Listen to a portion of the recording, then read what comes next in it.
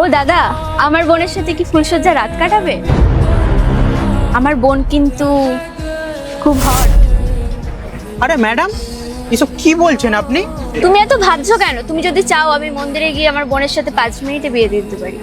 কিন্তু ম্যাডাম, এইভাবে কি আমরা বিয়ে করতে পারি কি আমরা? আরে কি বলুন তো দাদা, এর আগে না আমার বোনের একবার বিয়ে হয়ে গেছে। যার সাথে বিয়ে হয়েছে না, তাদের দুজনের একসাথে অ্যাক্সিডেন্ট হয়েছে। বেচারির বর রোড অ্যাক্সিডেন্টে মারা গেছে। তার আগে তোর কথা বলতেও পারে না, আর পাটাও চলে গেছে। যাওয়ার আগে না সব প্রপার্টি আমার বোনের নামে লিখে দিয়ে গেছে, কিন্তু ওই প্রপার্টি তো আমি আর পাবো না। তাই আমি ভাবলাম কি তোমার সাথে বিয়ে দিয়ে দিই, তারপর ওই প্রপার্টি সব তোমার নামে হয়ে যাবে, আর তুমি বিয়ের পর আমার নামে করে দেবে। আচ্ছা, তোমার সুবিধার জন্য তোমার বোনের বিয়ে তুমি আমার সাথে দিচ্ছ? এতে কি শুধু আমার একার লাভ? এতে তো তোমারও লাভ হবে। আরে ওর বর কোটিপতি ছিল, ঠিক আছে, কোটি টাকা সম্পত্তি রেখে গেছে। তুমি নয় 1 কোটি টাকা নিয়ে নিও। কি, 1 কোটি?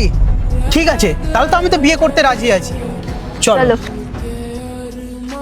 আচ্ছা বলুন তাহলে, এনারা কি মন্দিরে বিয়ে করেছেন? হ্যাঁ হ্যাঁ হ্যাঁ, এই দেখুন ওরা মন্দিরে গিয়ে বিয়ে করেছে।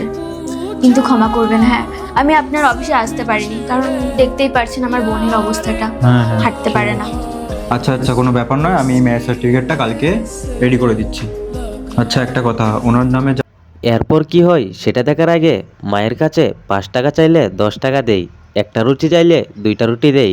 সেই মাকে যদি ভালোবেসে থাকো তাহলে ভিডিওটিতে লাইক দিয়ে চ্যানেলটিকে সাবস্ক্রাইব করে কমেন্টে মা লিখে যাও। একটা প্রপার্টি আছে, ওটা কিন্তু ওনার হাজবেন্ডের নামে হয়ে যাবে। আপনার কোনো অসুবিধা নেই তো? না না, আমার বোন হয় এত বছর পর ট্রমা থেকে বেরিয়েছে, আমার কেন কোনো প্রবলেম থাকবে? উকিল সাহেব, আমি তো চাই আমার বোন নতুন করে আবার সংসার করুক। বাহ, দিদি হলে তো এইরকম। আজকালকার দিনের সম্পর্ক সব ম্লান হয়ে যাচ্ছে।